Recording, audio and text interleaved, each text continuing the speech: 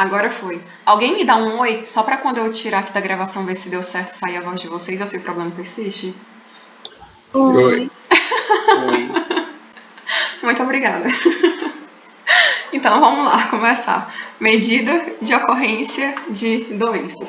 Então agora a gente vai essencialmente falar sobre indicadores. Então vamos lá, o que é um indicador? O indicador é uma mensuração, é uma medição que vai refletir uma determinada situação de saúde. Nesse sentido, um indicador de saúde, ele busca descrever e monitorar a situação de saúde de uma determinada população.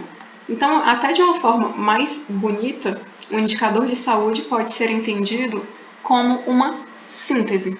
E essa síntese vai conter as informações mais relevantes sobre determinadas condições, determinados atributos do estado de saúde daquele meu grupo amostral, de uma determinada população. Além de também poder refletir o desempenho de um sistema de saúde. De modo geral, os indicadores de saúde podem ser positivos e negativos. O que é um indicador de saúde positiva? É aquele que tem relação direta com o estado de saúde. Por exemplo, expectativa de vida. Quanto maior a expectativa de vida de uma população, quer dizer que, teoricamente, melhor está a condição de vida dela, a condição de saúde dessa determinada população. Ela teria mais saúde à medida que ela consegue viver mais. Já o indicador negativo é aquele com relação inversa com o estado de saúde. Por exemplo, mortalidade infantil. Quanto mais alta a taxa de mortalidade infantil, quer dizer que pior é o estado de saúde daquele determinado grupo. E para que os indicadores de saúde podem ser utilizados? Eles podem ser utilizados para descrever as necessidades de saúde de uma determinada população, como que está a saúde dessa população.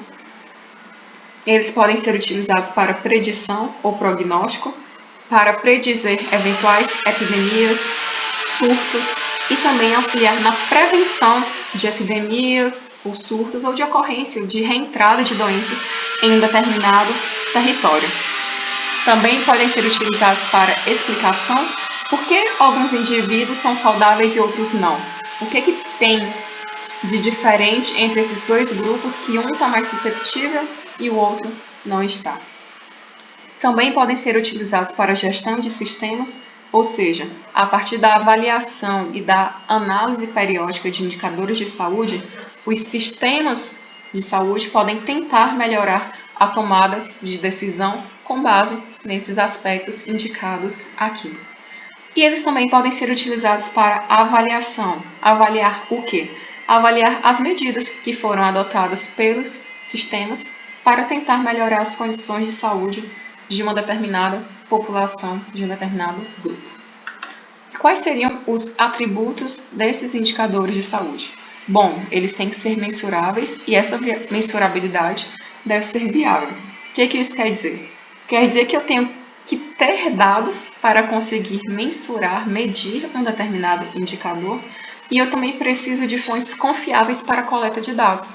Então, eu preciso, para que um indicador, para que uma determinada variável se torne mensurável e viável, eu tenho que ter dados e esses dados devem ser confiáveis o suficiente para eu conseguir determiná-la. Mas eles também precisam ser válidos, ou seja, a validade de um indicador está relacionada à adequação desse indicador para medir sistematicamente um determinado fenômeno. O que seria? Por exemplo, a validade está muito associada à reprodutibilidade. E, nesse caso, um indicador de saúde tem que ser capaz de diferenciar um evento de outro e de detectar mudanças ocorridas ao longo do tempo. Então, a validade seria algo como a especificidade de um teste diagnóstico. Um teste diagnóstico, quanto melhor a especificidade dele, quer dizer que ele é capaz de detectar exatamente aquilo que eu estou procurando. Ele não mistura com outras coisas. Ele é muito específico em detectar o meu objetivo. Então, a gente poderia fazer um paralelo da especificidade com a validade nos indicadores de saúde. É a capacidade desse indicador de refletir exatamente aquilo que eu estou querendo. Também temos a oportunidade, que seria a capacidade de coleta de dados, análise e notificação em um tempo hábil. Reprodutibilidade, que aqui a gente pode fazer um paralelo com a sensibilidade dos testes de diagnóstico. O que seria a sensibilidade? É a capacidade do teste de detectar. Então, aqui a reprodutibilidade de um indicador de saúde, ela está no sentido do indicador ele ser capaz de detectar uma determinada condição de saúde e ser capaz de reproduzi-la toda vez que ele for utilizado. Ou seja, ele está muito relacionado às condições necessárias para que as mensurações por um determinado método elas sejam consistentes quando realizadas por pessoas diferentes. Então, eu fiz a mensuração utilizando o indicador de saúde X e obtive o resultado Y. Se, por exemplo, o Franciel utilizar esse mesmo indicador para avaliar os mesmos parâmetros que eu avaliei e obtiver o resultado Z, a gente não tem a reprodutibilidade. Pode ser do indicador, mas pode ser do profissional também. Mas como os indicadores tendem a ser padronizados e você não tem por que mudar a receita do bolo, então se ele não for reprodutível nesse sentido, utilizando as mesmas etapas de execução, então eu não vou ter essa consistência dos dados e ele não é um indicador adequado.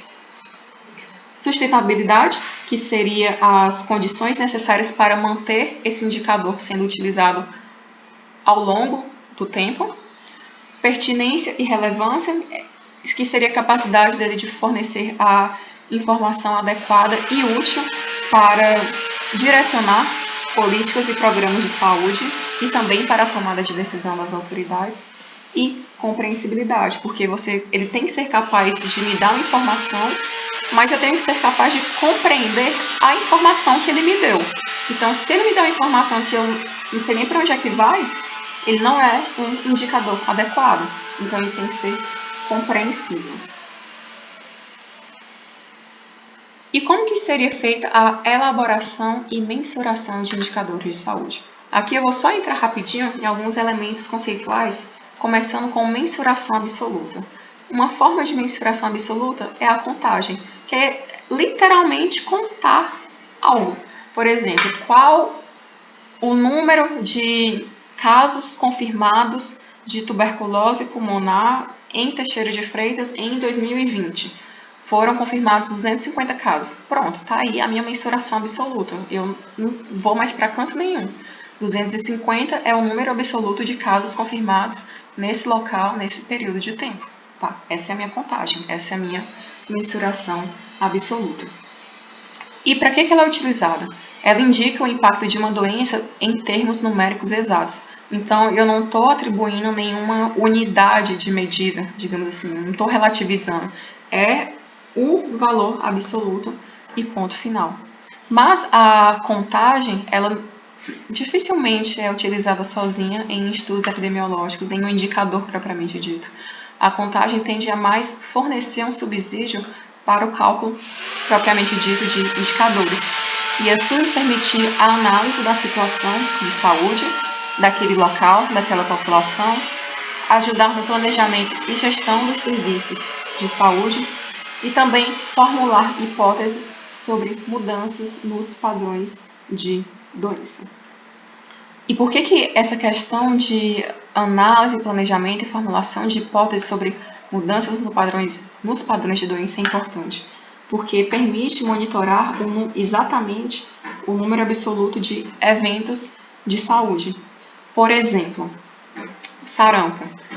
Sarampo, o Brasil era livre. O sarampo, ele conseguiu, alguns anos atrás, o certificado de país, de território livre do sarampo.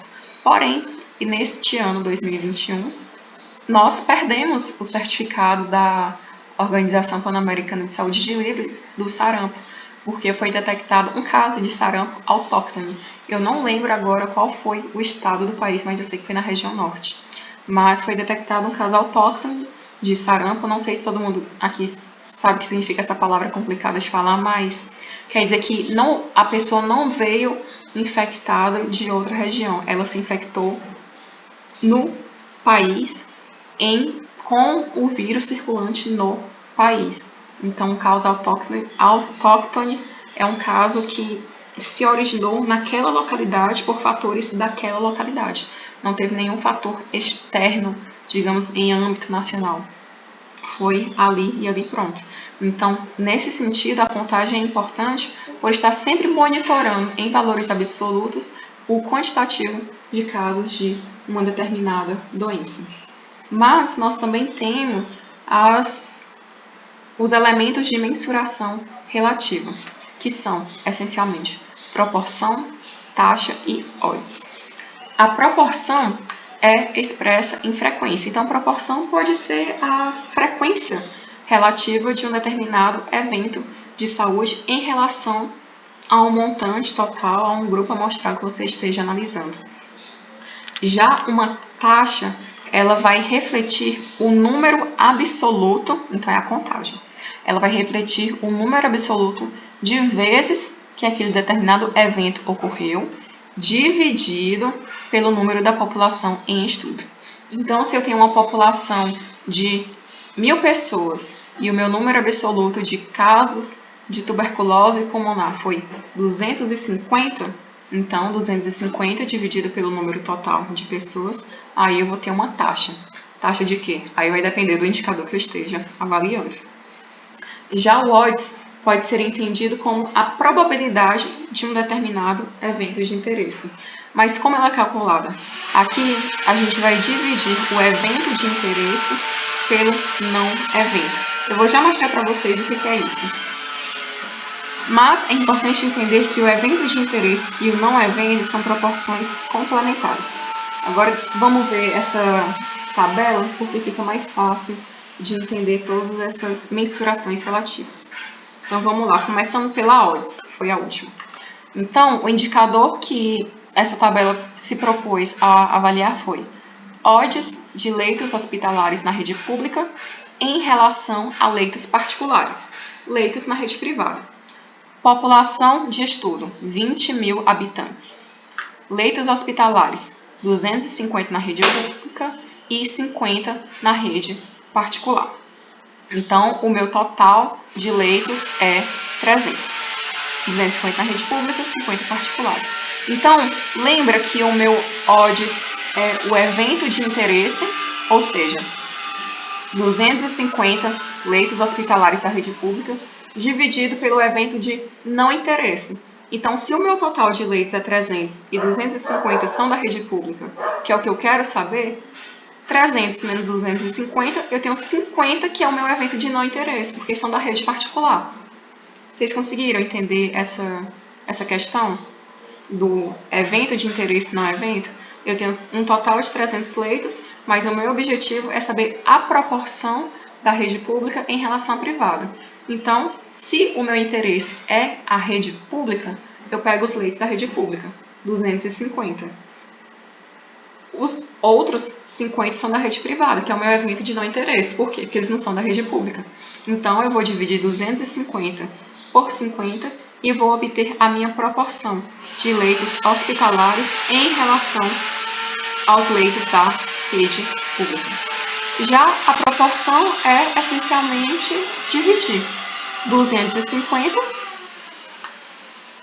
na verdade fazer uma regra de 3. 300 leitos corresponde a 100%.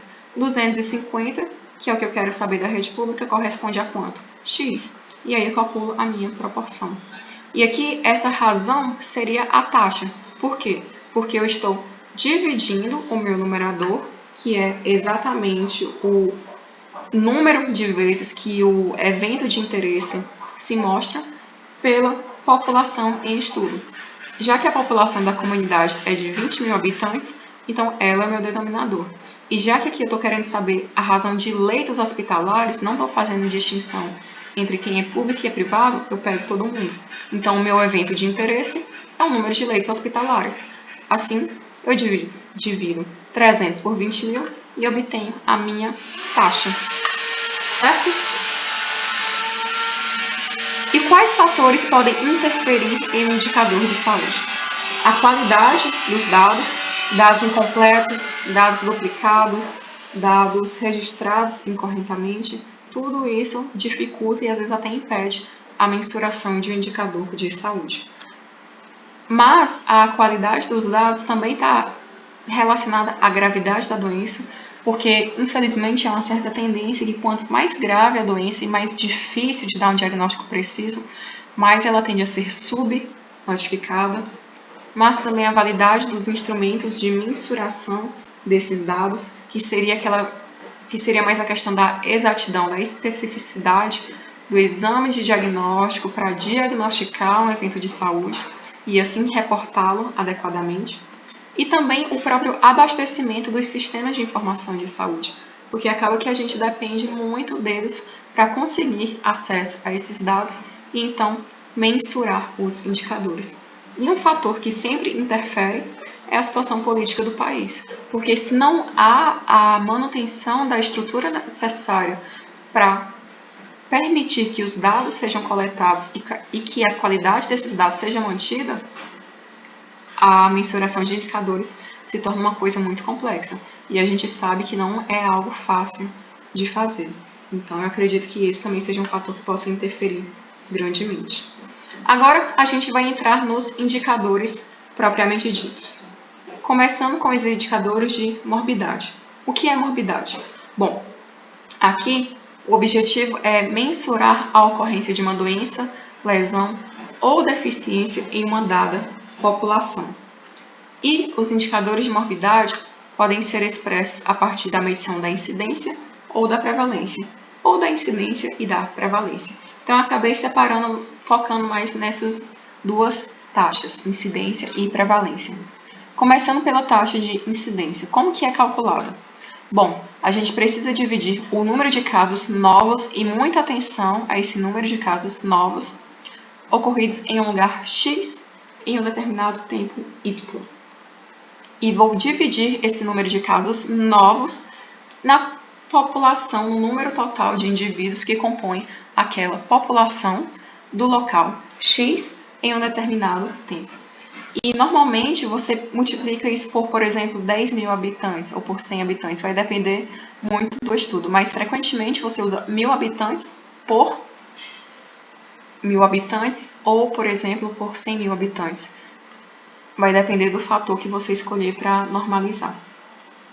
E quando eu obtenho a taxa de incidência, o que ela me reporta? Ela vai me dizer a probabilidade de um indivíduo dessa população ser afetado pela doença de interesse. Ou seja, resumidamente, ela vai me dar uma estimativa do risco de adoecer. Então, a incidência ela vai estar estimando qual a probabilidade da pessoa de uma determinada população ficar doente da doença X. É isso que a taxa de incidência faz. E eu coloquei como exemplo a taxa de incidência para a doença de Chagas aguda, segundo região. Aqui vai mostrar só a região, unidade federada de infecção. Então, eu peguei só da região norte para exemplificar isso para vocês. Então, aqui ele coloca a taxa de incidência da doença de Chagas aguda por 100 mil habitantes. Então, aqui seria a probabilidade, o risco de uma determinada pessoa que mora em Rondônia ser infectada e desenvolver a forma aguda da doença de Chagas. Então, aqui a gente vê. E, obviamente, quanto maior a taxa de incidência, maior o risco de adoecimento das pessoas daquela determinada população. Outro exemplo é a taxa de incidência de tuberculose, aqui também por 100 mil habitantes por ano, segundo região. O meu local de estudo foi cada uma das regiões norte, sul, nordeste e sudeste do Brasil no período de 1990 a 2005. Então, aqui a gente tem a taxa de incidência da tuberculose e a gente vê o tanto que essa taxa de incidência é alta, muito alta mesmo. Então, aqui a estimativa foi do risco de uma determinada pessoa residente na região norte, nordeste, sudeste, sul ou centro-oeste desenvolver a doença tuberculose em qualquer uma das formas clínicas da doença. De novo, em uma determinada população, em um determinado intervalo de tempo, certo? Já a taxa de prevalência, ela vai avaliar o número de casos existentes no lugar X em um determinado tempo, dividido pelo número total de indivíduos da população no mesmo lugar. Então, a taxa de incidência é o número de casos novos. A taxa de prevalência é o número de casos existentes. E aqui, o objetivo é dar uma probabilidade de um indivíduo dessa população estar, não é vir a estar, é estar doente. Então, como é uma taxa que avalia os indivíduos doentes de fato, ela não é uma estimativa do risco, ela é uma estimativa do que está acontecendo naquela determinada localidade, naquele determinado espaço de tempo. Como exemplo, a taxa de prevalência de hanseníase. E percebam que já mudou. A gente estava olhando a taxa de incidência, eles estavam colocando por 100 mil habitantes. Aqui, eles já estão colocando por 10 mil habitantes. De novo, por região, unidade federada. E no país, Brasil, no período de 1990 a 2005. Então, esses valores refletem a taxa de prevalência de hanseníase em cada uma dessas regiões do país. Então, a taxa de prevalência quer dizer que 48,3 pessoas de um montante de 10 mil, de fato, tinham hanseníase. E isso é uma estimativa, é uma taxa. Se você for pegar a contagem absoluta, obviamente o número vai ser muito maior. Só que como você está pegando os números absolutos e dividindo pela população daquele determinado local e depois multiplicando por esse fator aqui, que seria a normalização do número de habitantes, aí obviamente você obtém uma taxa que é um número bem menor, mas que se você for voltar lá no início, né, pegar os dados brutos, vai ser um montante expressivo de casos de hanseníase. E de novo, a taxa de prevalência aqui está refletindo os doentes. Então, os doentes da doença hanseníase. Eu coloquei esse exemplo aqui porque eu achei ele muito bom, muito interessante para refletir exatamente essa diferença entre taxa de incidência e taxa de prevalência. O que ele coloca? No mês de março de 2020, em uma propriedade com 200 vacas, 20 apresentaram claudicação. Em abril de 2020, entre as mesmas 200 vacas, havia 35 vacas com claudicação. Qual a prevalência de claudicação em março e em abril de 2020? E qual a incidência de claudicação entre março e abril de 2020? Vocês têm alguma ideia de como que seria feito o cálculo da prevalência e da incidência? Alguém?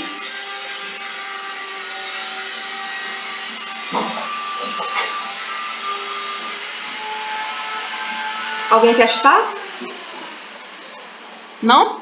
Então vamos lá. Na prevalência, a gente somaria os dois números, e no caso da incidência, a gente só somaria o mais recente. Na verdade, não. Por quê? Aqui a gente não vai somar nada. Porque o que acontece? Aqui, vamos focar na pergunta que foi feita no probleminha. Ele quer saber a prevalência em março e em abril. Já a incidência entre março e abril. Acontece que a prevalência é o número de casos da doença e a incidência é o número de casos novos. Então, se eu quero saber a prevalência em março, eu vou pegar o número de casos registrados em março. E se eu quero saber a prevalência em abril, eu vou pegar o número de casos registrados em abril. Agora, como a incidência é o número de casos novos, e eu quero saber a incidência entre março e abril, o que eu vou fazer? Qual é o número de casos novos entre abril e março? Abril foram 35, março foram 20. Então, nesse intervalo, eu tive 15 casos novos. Então, a minha taxa de incidência vai ser pegar esses 15 casos novos nesse período, março e abril, e dividi-lo pela população exposta. que é uma população de 20 vacas. Então, eu vou mostrar aqui para vocês, mas antes que vocês estejam se perguntando o que é claudicação, que eu não sabia o que era isso, é uma doença que dá no casco aqui da vaquinha, ou do boi, acho que o boi também pode pegar, e ela fica manca, mas manca no sentido que ela não fica mancando, ela fica corcundinha, porque ela perde a força aqui. Eu tô falando isso sem ser veterinária, a única coisa que eu sei é que a claudicação é manqueira e o animal adquire má postura. Mas essa parte que ele fica com fraqueza no pescoço, aí já tô supondo, não sei se é verdade, mas ela fica sem força aqui no pescoço e começa a andar arqueada. Ela tinha que andar retinha, mas ela começa a andar curvadinha, só isso. Tá, resolução do probleminha. Se eu quero saber a prevalência em março, eu vou pegar o número de casos registrados em março e dividir pela minha população exposta. E aqui eu obtenho a prevalência. E por que está em 10%? Porque lá no probleminha pediu para colocar, para expressar em porcentagem. E a prevalência em abril? Eu pego o número de casos registrados em abril e divido pelo montante de vacas. E a incidência? Bom, a incidência entre abril e março, que é o que ele pergunta, eu preciso antes saber qual é o número de casos novos registrados nesse meio tempo. Abril foram 35 e março foram 20. Então, eu pego essa diferença que vai me dar o número de casos novos, divido pelo total da minha população e obtenho a taxa de incidência. É só para vocês ficarem atentos nessa questão do número de casos novos, que é o que é utilizado para calcular a incidência. Então, a incidência é o número de casos novos em um determinado espaço de tempo. Já a prevalência é o número de casos registrados em um determinado espaço de tempo, em ambas as situações, divididas pelo montante da população daquele determinado local em estudo. Certo? Então, vamos passar aos indicadores de mortalidade. Eles são utilizados para quantificar os problemas de saúde e determinar prioridades ou metas em saúde. E aqui eles refletem a ocorrência e a gravidade de uma determinada doença. Como a gente está falando de indicador de mortalidade,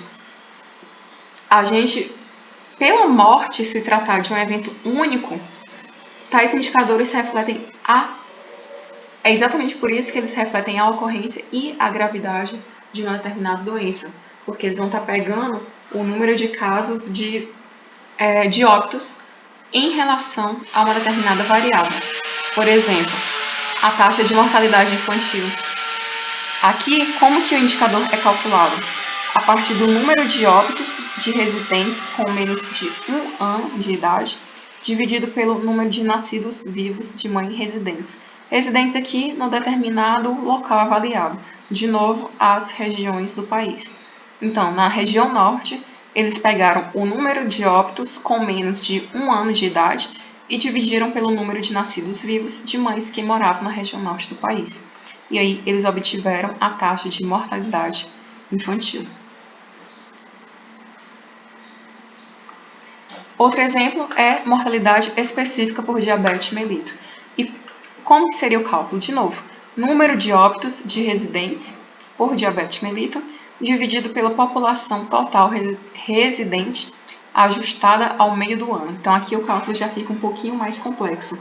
Mas, de toda forma, a taxa de mortalidade específica por diabetes mellitus, ela vai estimar o risco de morte por diabetes mellitus em qualquer uma das suas formas clínicas. E também é muito importante, nesse caso, a taxa de mortalidade para dar uma dimensão da magnitude, do quão expressiva é essa doença como um problema de saúde pública, além de refletir o envelhecimento da população. Então, a taxa de mortalidade, ela, apesar de estar lidando com o número de óbitos no seu numerador, ela vai estar me dando uma estimativa, ela vai me dar o risco de morte por aquela determinada condição que eu estou avaliando. Agora, entrando nos indicadores demográficos, estes são indicadores derivados do volume, sexo e estrutura etária da população de uma determinada localidade. Por exemplo, população total, razão de sexos, taxa de fecundidade e expectativa de vida. o interessante é que indicadores demográficos é quase... Eu, pelo menos, tive essa dificuldade. Eu não sei se aconteceu com algum de vocês, mas eu acho um tanto quanto difícil. Não é difícil, mas eu acho um tanto quanto difícil separar, conseguir distinguir propriamente um indicador demográfico de um indicador socioeconômico. Eu acho que são coisas que estão tão intrinsecamente relacionadas que, se me dissessem que um forma uma conjunção com o outro, eu acreditaria, porque eu sempre acho que eles estão muito relacionados entre si. Mas um exemplo de indicador demográfico, por exemplo, a razão de sexos, que aqui o que eles fizeram? Dividiram o número de residentes do sexo masculino pelo número de residentes do sexo feminino. E assim, a razão de sexos irá expressar a relação quantitativa entre os sexos.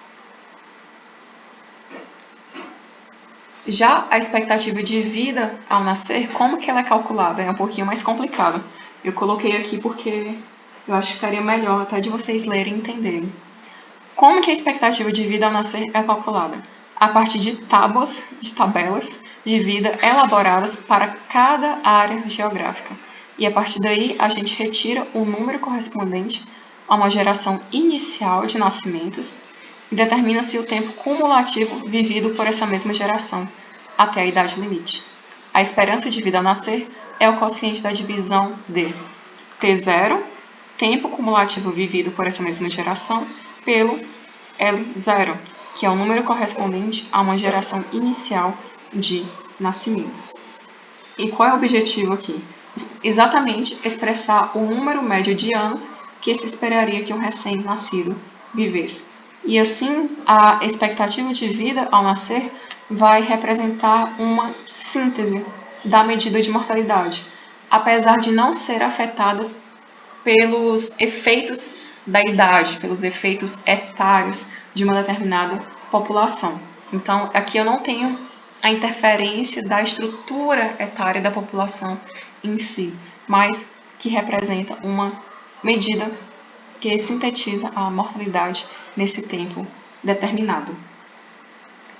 Então, foram os exemplos de indicadores demográficos e agora a gente vai falar sobre indicadores socioeconômicos, que aqui já vão indicar o perfil social e econômico de uma população de uma determinada localidade. Bem óbvio, né? Já, as coisas começaram a ficar bem subentendidas já.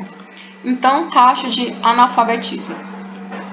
Como que se calcula? Aqui, número de pessoas residentes de 15 anos ou mais que não sabem ler nem escrever um bilhete simples no idioma que conhecem, dividido pela população total desta mesma faixa etária.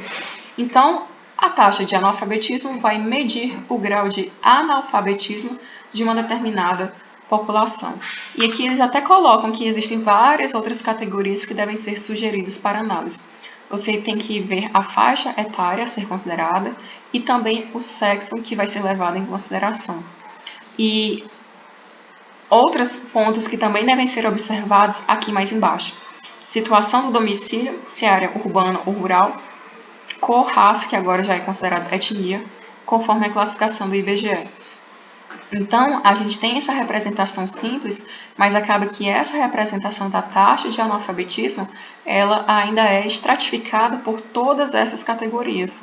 Então, a gente tem a estratificação da taxa de analfabetismo conforme sexo, faixa etária, unidade geográfica e situação de domicílio. Então, a gente vê esse quadro que já resume todas as informações, mas para nenhum indicador o cálculo é tão simples assim quanto possa parecer. Oi.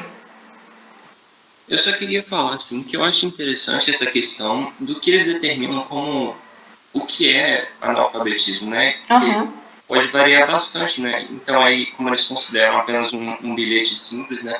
Mas a gente sabe que às vezes não é o ideal, né? O ideal seria que a pessoa realmente escrevesse assim, né? Então é interessante ver como o perfil, né, da pessoa que a gente pega para analisar pode às vezes dar uma diferença com relação aos dados, né? Exatamente. O perfil pode ser muito variável. E agora que você fez essa pergunta, eu fiquei até curioso para saber como que eles classificam o analfabetismo funcional, né? Quais seriam os parâmetros de fato que são utilizados para classificar, para fazer a mensuração dessa classificação. Mas essa questão da taxa de analfabetismo e o bilhete simples, acaba que é uma coisa bem subjetiva, né? O que seria um bilhete simples? Então, é uma categoria que tem grande variação, especialmente de acordo com as categorias que são utilizadas para análise. Outro exemplo é a razão de renda. O que é a razão de renda? Essencialmente, aqui complica um pouquinho mais. Valor agregado do quinto superior de renda domiciliar e valor agregado do quinto inferior.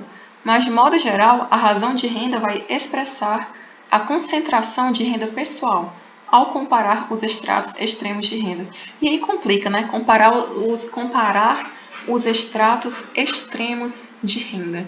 Eu não sei se alguém aqui tem conhecimento, mas tem aquela proporção que, vez ou outra, a gente escuta nos jornais falarem que eu acho que os 5% mais ricos juntos ganham mais do que os 90% mais pobres.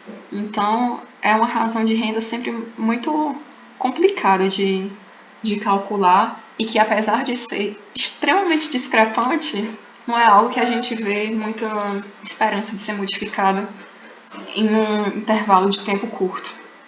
Ou médio, né? Enfim. Vamos dar seguimento. Entrando agora nos indicadores nutricionais. Os indicadores nutricionais, obviamente, são utilizados para a classificação do estado nutricional. E são combinações de duas medidas antropométricas, por exemplo, peso e altura. Ou entre uma medida antropométrica e uma medida demográfica, por exemplo, peso por idade ou altura por idade. Os indicadores nutricionais, eu não sei se tem alguém do grupo de indicador nutricional aqui hoje. Me falaram ontem que não estariam presentes, mas talvez realmente não estejam. Mas eles são um pouquinho mais chatinhos de encontrar para falar sobre eles. E, em geral, eles tendem a ser preconizados pela vigilância nutricional para cada fase do curso da vida e estados fisiológicos. Então, a gente tem índice nutricional para adultos, para idosos, adolescentes, crianças. E isso para dizer só o básico, mas sempre eles tendem a levar várias categorias em conjunto para serem estimadas. Aqui eu coloquei como exemplo o estado nutricional de idosos, só ele. Como que eu calculo o estado nutricional de idosos? Essencialmente obtendo o IMC. Só que a gente sabe que o IMC, propriamente dito em si, ele não reflete muita coisa, porque não necessariamente a pessoa está bem ou está mal só com base no IMC. Então, apesar de ser um índice indicativo do estado nutricional nessa situação em particular de idosos, é muito difícil você ter a capacidade de, com base isoladamente em um indicador nutricional, determinar a qualidade nutricional daquele grupo que você está avaliando. Muito mais frequente você ter que fazer várias outras conjunções com indicadores sociais, socioeconômicos, indicadores demográficos, para aí sim ter uma ideia do estado nutricional de um determinado grupo. Porque o IMC por si só não quer dizer, não reflete maiores informações. Você não tem muito parâmetro para tirar conclusões dali. As conclusões que você consegue tirar são muito superficiais. Se você quiser ter uma visão mais profunda do estado nutricional de um grupo, você necessariamente precisa aliar a outras mensurações. E aqui eu coloquei essa tabela mesmo só para mostrar essa questão de que o estado nutricional, você dificilmente reflete ele sozinho. Você tem que associar ele a outras categorias. Por exemplo, aqui eles colocaram sexo, faixa etária, estado marital, renda, ocupação e escolaridade. Então, quando você associa o indicador nutricional a várias outras categorias, você consegue ter uma maior ideia do perfil das pessoas que foram, então, avaliadas de acordo com esse perfil nutricional. E aí você tem a possibilidade de obter maiores informações sobre as condições nutricionais daquele determinado grupo. Bom, Agora, os indicadores ambientais, eles vão representar aspectos do estado do meio ambiente, dos recursos naturais e de atividades humanas relacionadas. Ou seja, resumindo, o indicador ambiental vai dar para a gente uma ideia de como estão as condições do ambiente para uma determinada população em um determinado local. Eu acho que o indicador ambiental, mas que também acaba caindo ali na categoria de um indicador socioeconômico, talvez fosse a taxa de saneamento básico, taxa de água encanada, algo mais nesse sentido. Mas que eu achei interessante, porque nunca tinha parado para imaginar que poderia ser considerado um indicador ambiental, foi, olha só, indicadores ambientais nacionais. Qual indicador? Espécies da fauna ameaçadas de extinção, com planos de ação nacional para conservação das espécies ameaçadas de extinção. Nunca passou pela minha cabeça que isso seria um exemplo de indicador ambiental. Eu estava muito focada ali no saneamento básico, índice pluviométrico,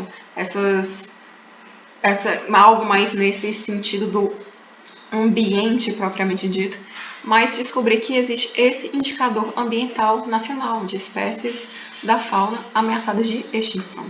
E nesse relatório, eles colocam aqui por ano, de 2004 até 2016, o número de espécies ameaçadas em azulzinho e o número de espécies ameaçadas com PAN, que é esse Plano de Ação Nacional. Então, eles colocam que o número de espécies ameaçadas com o plano de ação aumentou, mas olha o tanto que o número de espécies ameaçadas aumentou nesse meio tempo. E o engraçado é que, por algum motivo, se manteve muito estável, né? 627 de 2004 a 2014. Em 2016, esse número quase dobrou. Agora, vocês me contam como que estaria esse indicador em 2021, considerando todas as nossas políticas de preocupação e zelo pelo meio ambiente. Nem imagino qual patamar isso aqui deve ter chegado. E para finalizar, indicadores de serviço de saúde. Eles vão refletir a assistência à saúde da população em um determinado contexto, ou seja, em um determinado local, em um determinado tempo.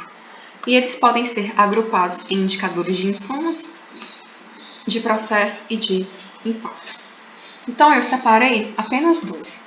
O primeiro deles, número de profissionais da saúde por habitante. E isso aqui é até interessante porque quando a gente não para olhar mais a fundo, tem sempre aquela percepção de que falta médico, falta profissional da saúde, falta enfermeiro, só tem um na unidade para dar conta de tudo. Mas não necessariamente é que falta, é que eles estariam mal distribuídos entre os locais onde de fato eles são necessários. Então, esse indicador é calculado a partir do número de profissionais da categoria de saúde especificada, médico, enfermeiro, dentista, fisioterapeuta, dividido pela população total resistente naquele determinado local. Então, o objetivo deste indicador é medir a disponibilidade de profissionais da saúde por categorias selecionadas, seguindo localização específicas. E, a partir disso, expressar o número de profissionais considerados em atividade pelos conselhos regionais das suas respectivas categorias correspondentes. E, interessante, o que influencia nesse indicador? As condições socioeconômicas regionais e, em menor escala, por políticas públicas de atenção à saúde. Nenhuma novidade para a gente. E, por fim, número de leitos hospitalares do SUS por habitante. Então, como que a gente faz o cálculo aqui? Dividindo o número médio anual de leitos hospitalares conveniados ou contratados pelo SUS e a população total residente. Assim, essa medição, obviamente, não inclui os leitos privados sem vínculos com o SUS. Mas, se eventualmente estiver vinculado ao SUS, poderia ser incluído nessa conta. E o que influencia neste indicador em particular? De novo, fatores socioeconômicos, epidemiológicos e demográficos, além de políticas públicas de atenção à saúde. Dentre as políticas públicas de atenção à saúde, algumas das que mais podem interferir na mensuração desse indicador seriam o perfil da demanda hospitalar ao SUS, além da cobertura da atenção básica à saúde e também da oferta de serviços especializados. Então, essas são algumas das políticas de saúde pública que podem eventualmente interferir na mensuração deste indicador, certo? Então, aqui a gente finaliza essa segunda parte. Finalizamos por aqui.